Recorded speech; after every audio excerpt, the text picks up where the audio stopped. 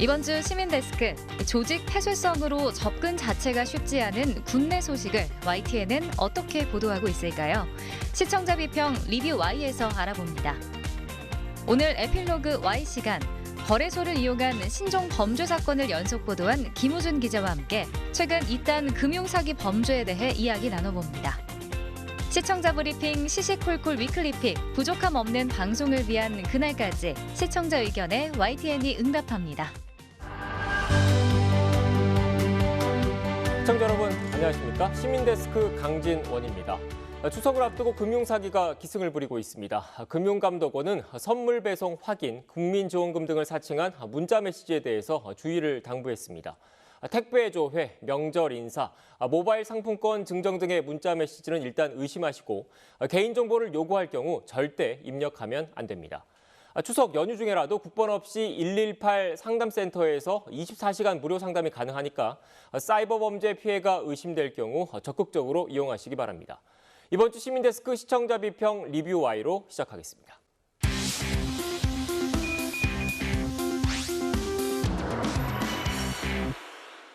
네, 오늘 함께 해주실 분들 소개해드리겠습니다. 이혜수 시청자평가원, 중앙대 미디어 커뮤니케이션 학부 김소정 강사, 그리고 신웅진 YTN 시청자센터 에디터 나와주셨습니다. 안녕하세요. 안녕하세요. 네, 안녕하세요. 네, 먼저 이번 주 평가원님이 꼽아주신 주제부터 들어볼까요? 네, 군 관련 문제는 조직의 폐쇄성으로 인해 언론에게 언제나 접근하기 어려운 주제입니다. 그러나 최근 군대 내 폭력과 부조리가 끊이지 않고 있고 또 이를 소재로 한 드라마가 인기를 끌면서 군 인권과 병영 환경에 대한 관심이 증가하고 있는데요. 한 주간 군문대를 다룬 YTN의 보도를 살펴보도록 하겠습니다. 지금 말씀하신 것처럼 최근 들어서 군 장병들의 부실급식 문제, 그리고 군 내부에서 잇단 성범죄 사건들이 좀 불거지면서 군 내부 문화, 그리고 군 행정, 이런 전반적인 군 내부 상황에 대해서 비판적인 목소리가 컸는데 관련해서 YTN 보도 전반적으로 어땠습니까? YTN은 기사와 전문가 대담, 앵커 리포트 등 다양한 방식으로 군 문제를 짚어주었습니다. 특히 OTT 플랫폼에서 방송된 드라마 DP에 주목하면서 한국의 군 문제를 조명했는데요. 대표적인 보도를 살펴보겠습니다. 우선 정치권에서 이 드라마가 어떤 반향을 일으키고 있는지를 다룬 정치권도 DP 열풍, 불편한 군 보도가 있었고요. 북매체도 DP 언급, 남 군살이 깡그리 파헤쳐 선별적 비난 보도는 북한에서 사상 단속을 위해서 이 드라마를 어떻게 해석하고 있는지를 다루었습니다.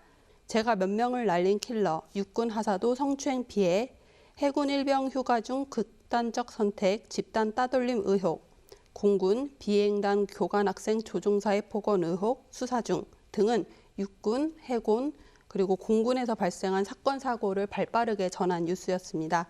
군 문제를 집중적으로 다룬 보도가 그 어느 때보다 많았기 때문에 눈여겨보지 않을 수가 없었습니다. 네. 드라마 DP를 보신 분들 반응을 들어보니까 한마디로 드라마인 줄 알았는데 다큐멘터리였다라고 하시더라고요. 군대 내 폭력, 또 성추행 등 또 가혹행위와 강압적 상명하복 문화, 그리고 각종 부조리를 극사실적으로 그려냈다는 평가를 받고 있습니다. 또 드라마 열풍에 편승해서 여론에 영향을 미치려는 의도적인 정치인들의 행위를 좀 흥미성으로 앞세워 보도한 부분들은 좀 아쉬웠는데요.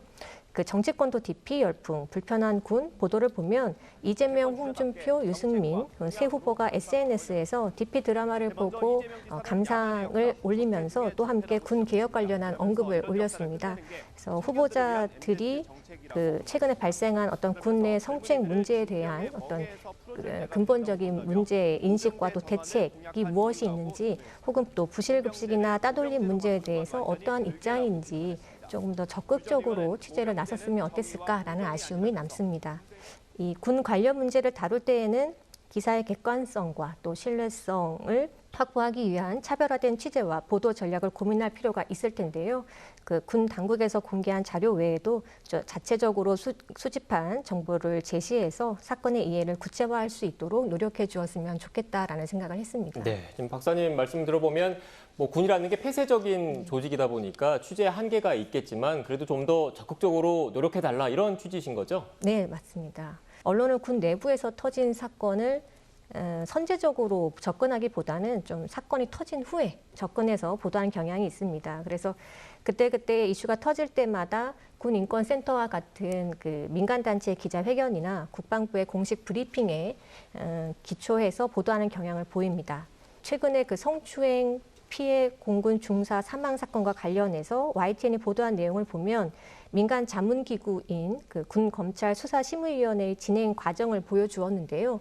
막바지로 향하는 공군 중사 성추행 사망 사건 수사 내일 마지막 수사심의위, 또 6일 군 수사심의 개최 전익수 공군 법무실장 기소 여부 결정 등을 볼 수 있었습니다. 내용을 보면은요, 그 수사심의위에서 다루는 그 애초 사건에 대한 원인 규명이나 어떤 대안 마련을 위한 접근이라기보다는 현재의 그 수사 상황이 어떠하다, 혹은 수사심의 진행 상황이 무엇이다라는 식의 단순 전달 보도이고 그 이상의 내용을 찾아보기는 좀 힘들더라고요. 또 이렇게 보도하니까 애초 문제가 되었던 그 사안 자체에 대한 어떤 심각성은 좀 잊어지고 또 이 문제성은 경감될 수밖에 없다라고 지적할 수 있겠습니다. 이 문제 해결을 위한 국민적 관심을 모으는 데에도 큰 도움은 되지 않는 것 같아서 그런 부분은 지적할 부분이라고 생각합니다. 네. 박사님께서 주목하신 공군 중사 사망 사건과 관련해서 9월 11일 방송된 공군 성추행 사망 수사 다음 주 마무리, 부실 수사 의혹 용두 3위 보도도 살펴볼 수 있는데요. 부실 수사 관련자들이 전원 불기소됐다는 소식을 전한 단신 뉴스입니다. 이 사건은 군대 내 성폭력의 심각성을 알린 중요한 사건이기도 합니다. 때문에 한동안 언론에서 이 사건을 집중 보도를 했지만 약 3달이 지난 지금 처벌과 예방책에 대한 취재 열기는 그 사건을 보도했던 당시와는 좀 다른 것이 사실입니다. 지난 이슈도 지속적으로 살피고 새로운 국면과 결과들, 또 그 진행되는 과정에서의 문제점은 없는지 등에 대해서 심층적이고 연속적인 취재를 이어나가 주시기를 당부드립니다. 네. 두 분 모두 일단 심층적인 추적 보도에 대한 아쉬움을 좀 드러내 주셨는데, 사실 저도 국방부를 취재한 경험 좀 있는데, 국방부 같은 경우에는 일단 출입할 때부터 여러 보안 절차를 거쳐야 되고 좀 복잡한 부분이 좀 있거든요. 그래서 일단 일선에 있는 현장 기자 입장에서는 내부에 접근하는 게 사실 쉽지 않은 것도 사실이지 않습니까? 네, 저도 국방부 잠깐 출입은 했었는데, 지금 말씀하신 것처럼 군이 관리하는 그런 지역들은 자유롭게 출입이 불가합니다. 그러니까 자연스럽게 취재도 상당히 어렵고요. 국방부 출입 기자들은 이 나름 취재원들인 이제 군인들을 상대로 계속 인터뷰 요청하고 물어보고 이러면서 나름 취재를 하고는 있습니다만, 이게 크게 눈에 띄지는 않았기 때문에 이런 지적들이 나오지 않나 그런 생각이 들었습니다. 이 국방부는 사실 좀 다른 분야에 비해서 좀 특종 기사가 좀 적긴 합니다. 네. 그렇긴 한데 YTN은 또 군대 납품 비리 등 나름 또 그동안 또 비중 있는 기사를 좀 써왔거든요.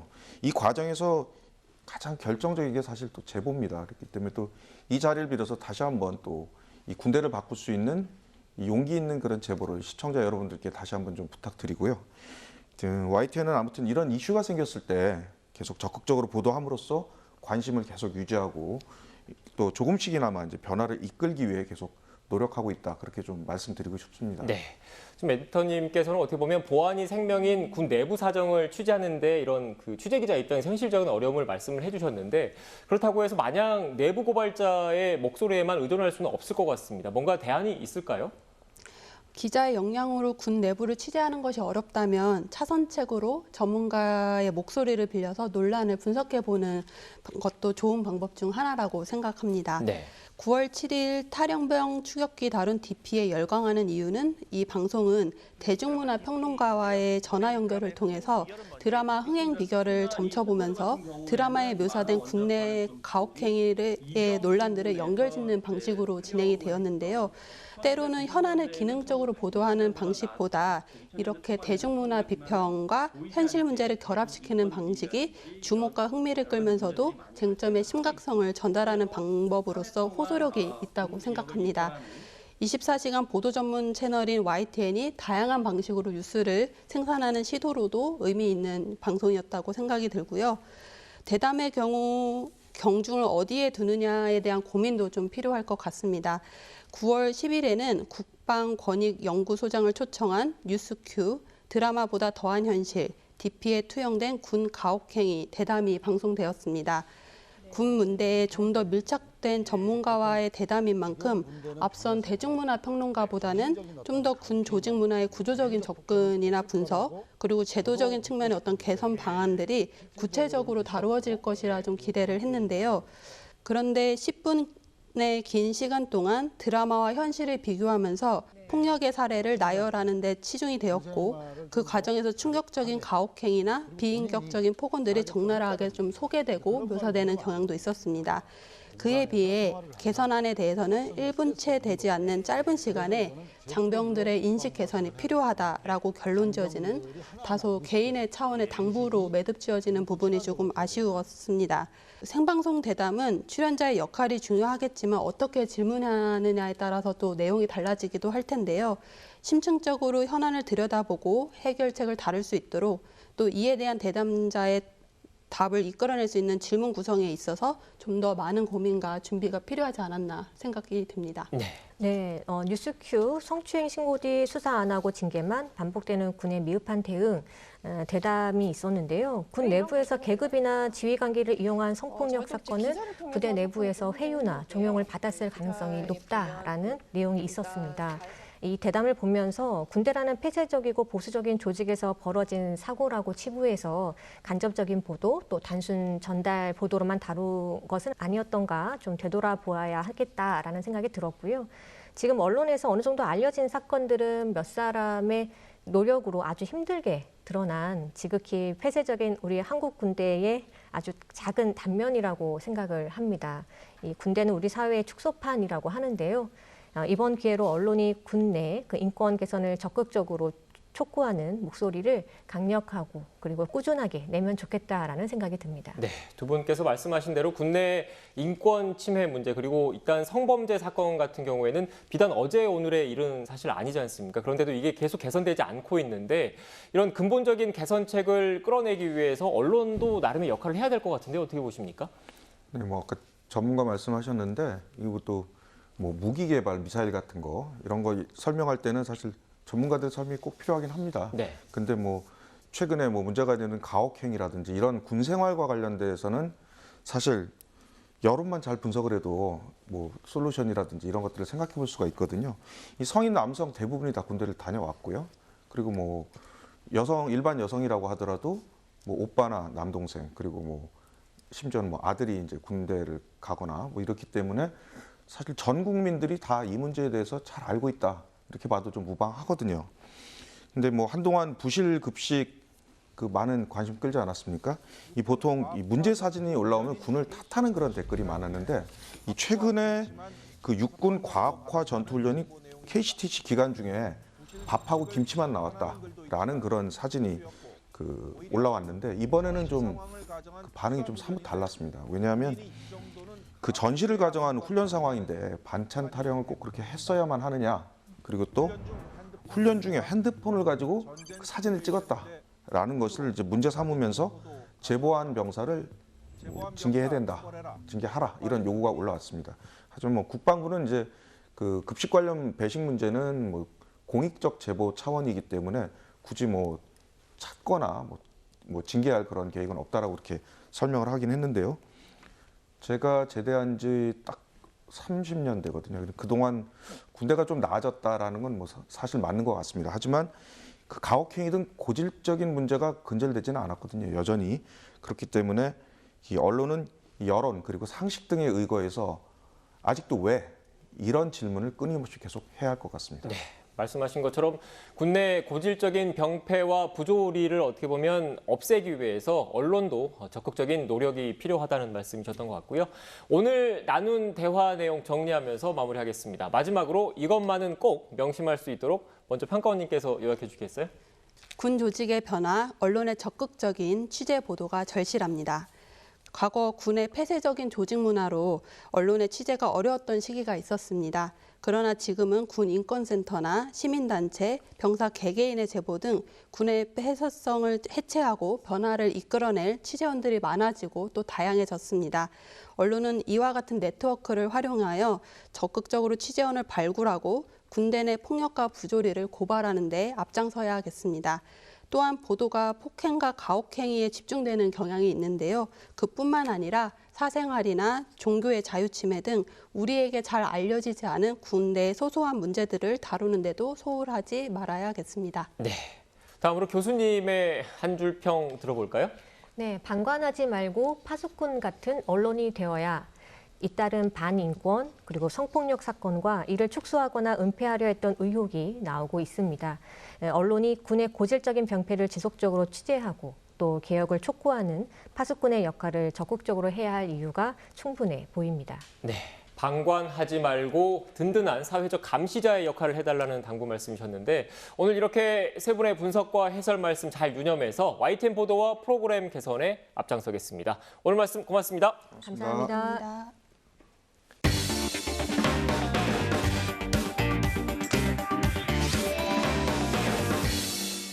코로나19로 생계가 어려워진 상황에서 높은 수익을 안겨주겠다고 접근한다면 누구나 흔들릴 수 있습니다. 그래서 오늘 에필로그 Y 시간에는 최근 가짜거래소 사기 범죄를 연속 취재한 김우준 기자와 함께 범죄 전말 그리고 금융상품 투자 시에 주의할 점을 알아보겠습니다. 안녕하세요. 에필로그 Y 유다원입니다. 누군가 나에게 적은 자본으로 많은 돈을 벌 수 있게 해준다고 달콤한 유혹을 해온다면 경기가 안 좋은 요즘 누구나 관심을 가질 텐데요.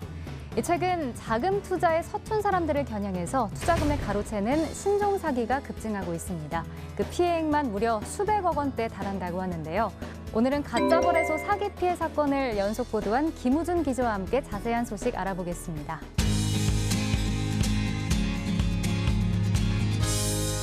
기자님 어서 오세요. 네, 안녕하십니까. 반갑습니다. 네. 네, 이번에 가짜 거래소 사기 피해 소식이 있었는데요. 정말 많은 피해자가 발생해서 아마 많은 분들이 또 관심을 갖고 보셨을 것 같아요. 총 4편으로 제작이 된 리포트인데 단발성이 아니고 연속 보도로 이제 전해드렸습니다. 이렇게 취재하게 된 계기도 궁금한데요.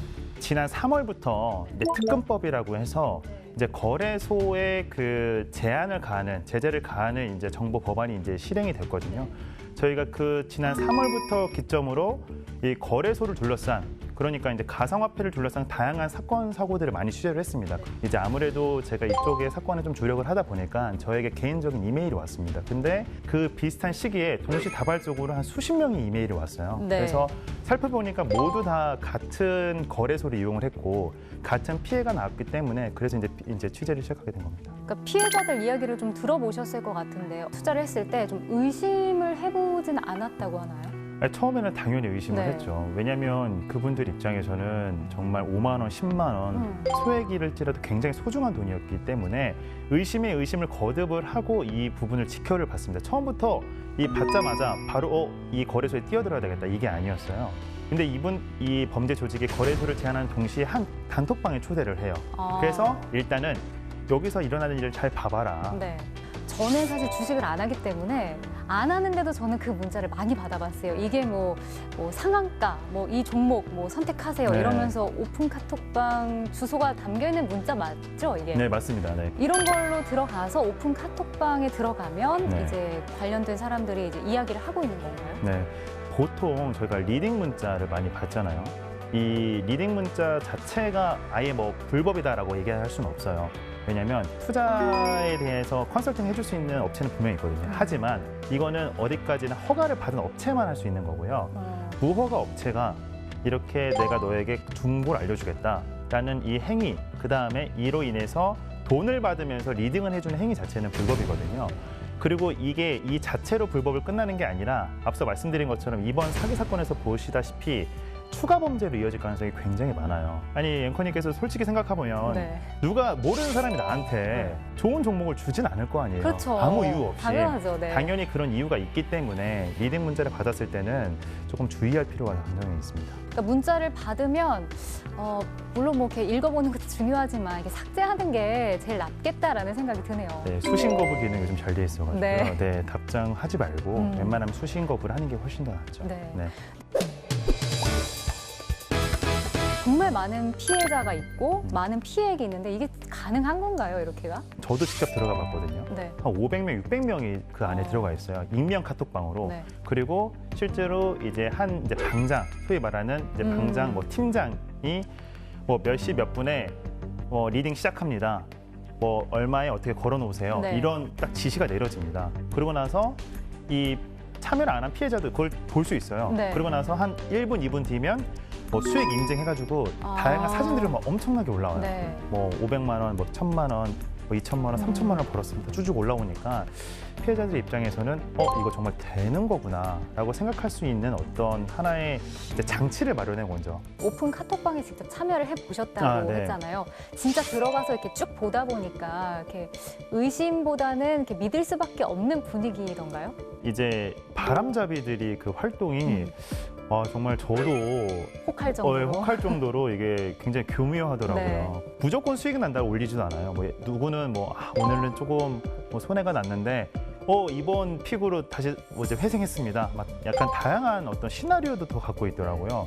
그런 상황이다 보니까 잘 모르는 사람 입장에서는 충분히 이제 그 범죄의 희생양이 될 수 있겠다라는 생각이 좀 들었고, 그리고 실제로 저도 그 거래소에 회원가입까지 해서 그 실제로 이제 소위 말하는 얘네들이 픽을 해주는 대로 이제 상품을 들어가서 파생 상품을 한번 해봤어요. 직접 참여를 해보신 거네요. 직접 참여를 해봤고 그 참여를 해보니까 정말 수익이 빨리 나더라고요. 근데 이 수익은 가짜 수익이에요. 말 그대로 사이버머니이기 때문에 이게 마치 실제 수익이라고 하면 이거만큼 쉽게 돈을 벌 수 있는 수단이 없겠구나라고 네. 생각할 정도로 교묘하게 좀 꾸며놨더라고요. 그러니까 이게 가짜 거래소였기 때문에 이게 실제처럼 느껴지지만 결국 아니었다는 거잖아요. 맞습니다. 이 가짜 거래소라서 예치금을 보내는 것 자체부터 이미 이들은 이 투자금을 자신들이 이미 이제 포켓에 넣는 거고, 그 거래소의 이 해당 계정에 대해서는 이만큼 돈을 보내주는 겁니다. 하지만 이거는 이들이 만들어 놓은 가짜 거래소이기 때문에 얼마를 보내줘도 상관이 없어요. 그래서 이게 나중에 피해액이 갑자기 커졌던 이유 중에 하나가 피해자가 이제 출금을 하겠습니다. 당연히 거래소에 제 돈이 있다고 생각을 네. 하니까 출금을 요청을 할 거 아니에요. 그러면 이들의 각종 뭐 다양한 뭐 이벤트, 그래서 하나 이벤트가 뭐였냐면 추석을 앞두고 네. 추석 이벤트를 해서 거래를 안 해도 된다. 다만 이 거래소에 예치금만 넣어놓으면 그 예치금의 10%를 주겠다. 그러니까 예를 들어 5천만 원을 넣으면 5,500만 원을 주겠다. 네. 이게 나중에는 1+1 이벤트까지 해서 1,000만 원을 넣어놓으면 2천만 원을 주겠다라는 식으로 이제 마지막에 대량으로 이제 예치금을 끌어들여요. 그리고 추가적으로 이제 피해자들이 호소를 하다 보니까 그럼 원금만이라도 내가 돌려주겠다라는 식으로 또 뽀드게 냅니다. 그래서 원금 받으려면 어떻게 해야 됩니까? 뭐 원금에 대한 수수료만 좀 내라. 그러면 5천만 원 내에 예를 들어 500만 원만 더 내라. 그럼 내가 더 돌려줄게. 라는 식으로 다시 또 유도를 한 다음에 그 나머지 그 수수료마저 다 챙겨가서 피해자들이 원금에 대한 어떤 그 소중함, 그리고 네. 원금을 찾고 싶어하는 이 심리조차도 정말 악랄하게 이용을 해서 그러네요. 마지막에 피해금을 이제 다 뽑아낸 거죠. 근데 이번 취재가 이제 신종 범죄라고 저희가 말씀을 드렸잖아요. 그러면 뭐 진위 파악하는데도 좀 힘드셨을 것 같고 어려운 점도 있으셨을 것 같아요. 보통의 사기 같은 경우에는 그래도 업체가 존재를 합니다. 네. 그래서 저희도 예를 들어 제가 지금 사건팀을 하다가 사기 사건을 취재를 가면 이제 업체를 만날 수 있어요. 만나서 우리는 사기라고 계속 질문을 하고 이 업체는 아닙니다. 우리는 뭐 합법적인 부분에서 이제 진행을 하는 겁니다. 보통 이런 식으로 좀 진행이 되는 경우가 많고, 이게 경찰 수사로 넘어가서 이제 수사에 이제 맡기는 경우가 대다수인데, 네. 이번 사건 같은 경우에는 이미 취재가 들어갔을 때는 업체가 아예 증발되어 있는 상황이었기 때문에 사실상 이 업체에게 어떤 뭐 추궁을 하거나 캐묻거나 이 업체를 추적하는 데 사실상 좀 어려운 부분이 있었고, 그리고 이게 비대면 범죄다 보니까 네. 이 취재하는 도중에도 똑같은 방식의 예를 들어 주식 리딩, 그다음에 파생 상품 거래소 유입, 그다음에 바람잡이, 네. 그다음에 익명의 단톡방, 이런 주요 키워드를 공유하는 이런 이름만 다른 그 사기 카톡방이 굉장히 계속 운영이 되고 네. 있었어요. 그러니까 그런 부분에 대해서 이제 피해자들이 추가 피해가 나오면 안 되니까 저도 이제 잠입을 해서 막 알리는데, 알리자마자 다 이 메시지가 차단이 되고 강퇴가 되고 이런 부분에서는 굉장히 답답한 부분이 있었죠. 네. 그래서 결국에는 이제 저희의 목적 자체가 빠른 경찰 수사만이 이건 답이다라고 생각을 해서 이제 경찰 수사를 이끌어내기 위해서라도 네. 저희가 기사를 계속 연속 보도를 했던 부분이 있습니다. 지금 그러면 오늘 기준으로 봤을 때 이렇게 경찰 수사는 어느 정도 좀 진척이 있나요? 경찰청에서 이제 서울경찰청 사이버범죄 네. 수사과를 이번 사건에 대한 집중 수사관 서로 이제 지정을 해서 모든 사건을 이제 한데 모으고 있어요. 그래서 아무래도 좀 수사에 좀 더 속도가 붙지 않을까라는 좀 기대를 하게 됩니다. 마지막으로 우리 김우진 기자가 시청자분들께 좀 이야기하고 싶은 것들이 있다면 어떤 것들이 있을까요? 그 지난해부터 이제 코인 열풍, 뭐 이제 주식 열풍이 좀 불다 보니까 여기에 이제 익숙치 않은 사람들도 많이 뛰어든 것 같은데 이들을 노리는 범죄가 정말 비슷한 규모로 많이 높아지고 있거든요. 그래서 모르는 사람이 나에게 절대로 알려주는 정보가 돈이 된 정보를 알려주지는 않는다. 누구도 나에게는 어떤 의도가 있다라는 거를 좀 견지를 하고 이 시장에 대해서 좀 너무 큰 욕심 부리지 말고 이 시장을 잘 파악을 해서 하나하나 좀 상품 같은 거를 좀 잘 살펴보고 뛰어드는 게 좋지 않겠나라는 생각이 좀 듭니다. 말씀하신 대로 이제 저희 보도를 보시고 신종 범죄 좀 대처하는 방안도 그렇고 안전하게 투자하는 게 중요할 거라는 생각이 듭니다. 네. 오늘 함께해 주셔서 고맙습니다. 네, 감사합니다. 가장 빠른 옴부즈맨 프로그램 그 기록을 모아보는 시간입니다. 시청자 브리핑 시시콜콜 위클리픽. 이번 주 시청자 의견 함께 보시죠.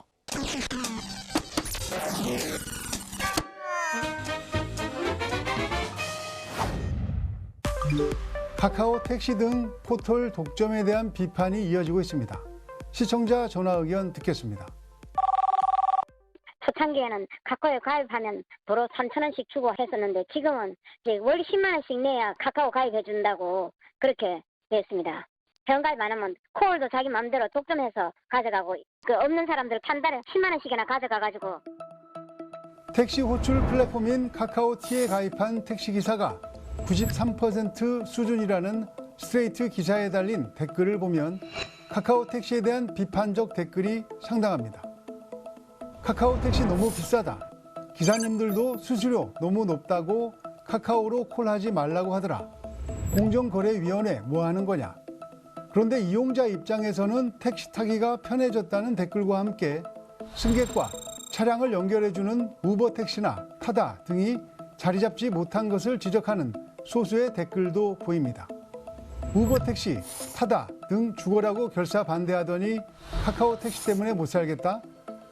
손님들 골라 태워서 택시 잡기 힘든 시절이 바로 한 해 전인데 골목 상권을 침해한다는 비판이 이어지자 카카오는 대책을 발표했습니다.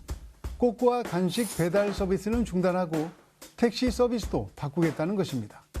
먼저 돈을 더 낸 승객에게 택시를 우선 배정해주던 호출 서비스는 폐지합니다. 당초 최대 5,000원까지 서비스 요금을 받으려다가 논란이 계속되자 철수한 겁니다. 택시 기사에게 배차 혜택을 주며 월 99,000원씩을 받던 프로 멤버십 가격도 39,000원으로 내리기로 했습니다. 플랫폼은 늘 제도보다 앞서 움직였습니다.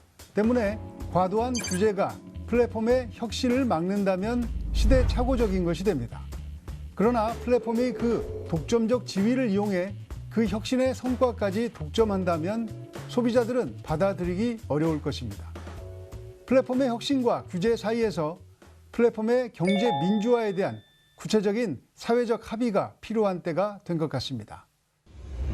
코로나19 백신을 계기로 온 국민이 기꺼이 주사기 앞에 줄을 섰죠. 그런데 부스터샷은 물론 독감 백신의 A형 간염 접종까지 끝도 없이 맞아야 하는 것 아니냐는 볼멘 소리도 이어지고 있습니다. 화이자 자체 임상시험 결과 백신 효능이 2회차 접종 후 2달마다 6%씩 약해져서 돌파 감염이 나온다며 부스터샷을 또 맞아야 한다는 기사입니다. 매달 한 번씩 맞으라 할 듯 백신을 무슨 영양제 주사 맞듯이 계속 맞냐. 특히 대놓고 약 장사를 한다는 비난성 댓글이 많았습니다. 올해는 코로나19 백신 접종도 진행되는 만큼 독감 백신을 같이 맞아도 될지 일부 우려가 있지만 전문가들은 문제가 없다고 조언했습니다. 정부 역시 접종 간격을 두지 않더라도 안전성 문제는 없다는 입장입니다. 백신 한 가지도 감당하기가 벅찬데 두 개를 같이 맞아도 된다는 정부 입장에 대해 불안하다는 반응이 대부분입니다. 올해 A형 간염이 유행해서 작년보다 2배 이상 환자가 발생하고 있다는 기사입니다. 질병관리청은 백신 접종으로 예방 가능하다며 특히 항체 보유율이 낮은 20에서 40대는 예방접종을 받을 것을 권고했다는 것인데요. 백신이란 백신은 양팔에 다 꽂을 기세. 백신이라면 치가 떨리네 이제. 계속 맞아야 하는 백신이 지겨운 데다 간염 주사는 경제적으로도 부담된다며 이왕이면 좀 싸게 공급해달라는 요구가 많이 올라옵니다. 백신이라는 것은 시간이 지나면 약효가 떨어지기 마련이라 보통 1년에 한 번 정도는 맞아야 합니다. 코로나19와 독감, 간염 등 치명적인 질병을 막기 위해선 백신이 최선이라 당분간은 뾰족한 주사 바늘을 자주 참을 수밖에 없습니다. 지금까지 시청자 브리핑 시시콜콜입니다.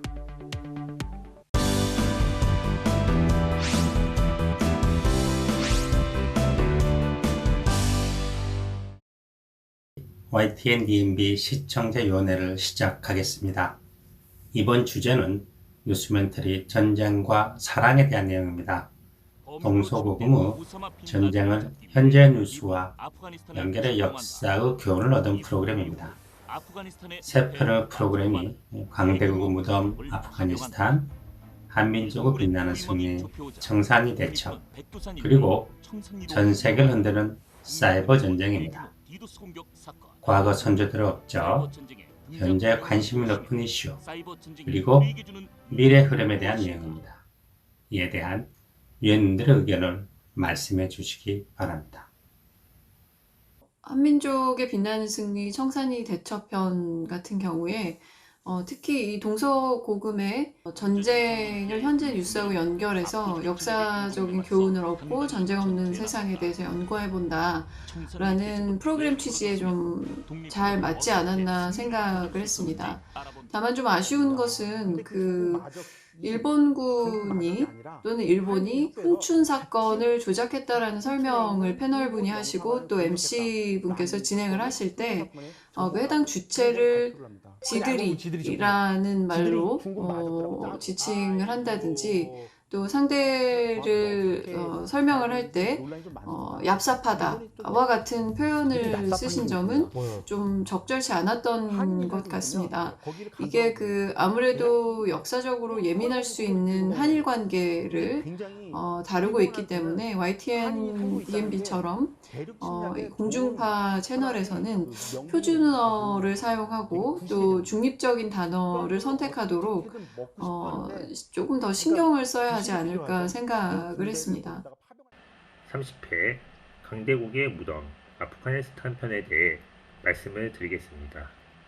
아프가니스탄의 역사와 지리 그리고 현재 현황에 대해 패널이 구체적으로 설명해 주어서 이해하기 편했습니다. 특히 영국과 러시아의 전쟁 속에 독립을 원했던 아프가니스탄의 역사와 현재 상황이 왜 일어났는지 이해하기 쉬웠습니다. 다만 아쉬운 부분은 사회자가 패널에 대해 중동 사람과 닮았다는 발언은 조심을 해야 하지 않을까 생각됩니다. 또한 영국과 러시아가 벌였던 그레이트 게임이나 듀랜드 라인에 대해 좀 더 구체적으로 설명해 주셨으면 좋겠습니다. 시의성 있는 이슈와 연결된 전쟁 역사는 지루함을 느끼지 못할 정도로 프로그램 내용에 빠져들게 했습니다.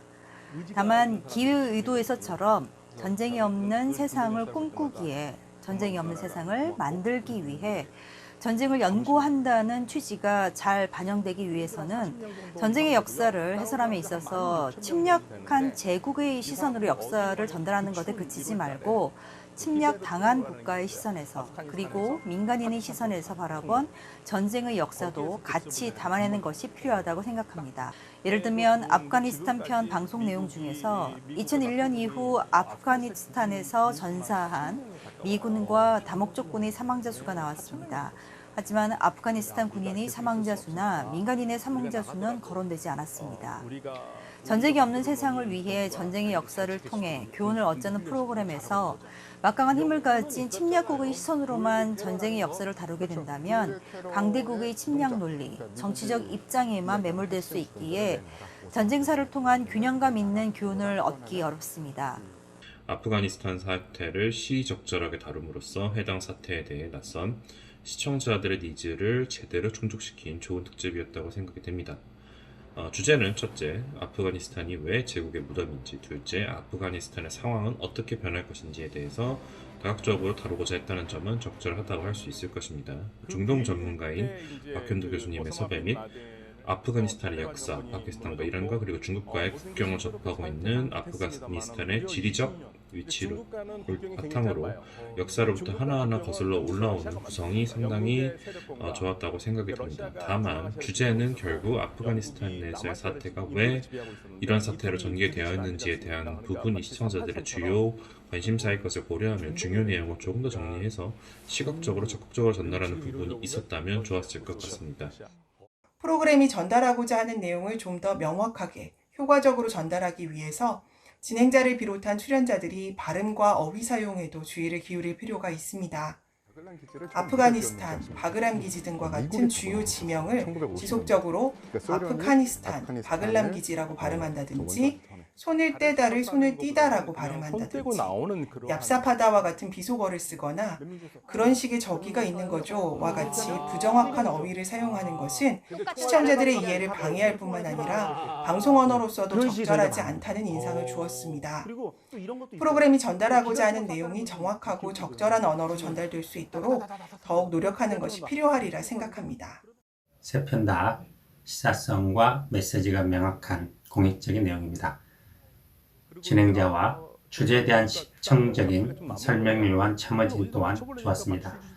그러나 몇몇 장면에서는 시청자의 흥미를 높이고 재미있는 진행을 위한 과한 행동과 설명이 자연스럽지 못했습니다. 40분의 분량이 좀 부족해 보였죠. 서론만 설명하다 끝난 느낌이었습니다. 2 내지 3부작으로 진행해도 충분한 주제였지 않았나 이런 생각이 들었습니다. 교수님의 풍부한 전문 지식과 파워는 현실감 있는 살아있는 설명이 조화롭습니다. 마지막 설명 중 높은 교육열로 올바름과 그릇을 구분할 수 있는 국민의 힘이 대한민국을 현재와 같은 위치로 만들었다라는 내용은 깊은 공감을 얻었고 또 저 또한 많은 생각을 하는 시간이 됐습니다. 네, 이번 회에도 위원님들의 좋은 의견 감사합니다. 위원님의 다양한 의견을 참고하여 시청자에게 도움이 되는 프로그램을 제작해 주시기 바랍니다. 이상으로 YTN DMB 시청자 위원회를 마치겠습니다. 수고하셨습니다. 시민데스크는 시청자 여러분의 고민과 질문으로 채워집니다. YTN 방송에 대한 다양한 의견들 홈페이지와 전화를 통해서 남겨주시고요. 저는 다음 주 더 유익한 내용으로 돌아오겠습니다. 시청해주신 여러분 고맙습니다.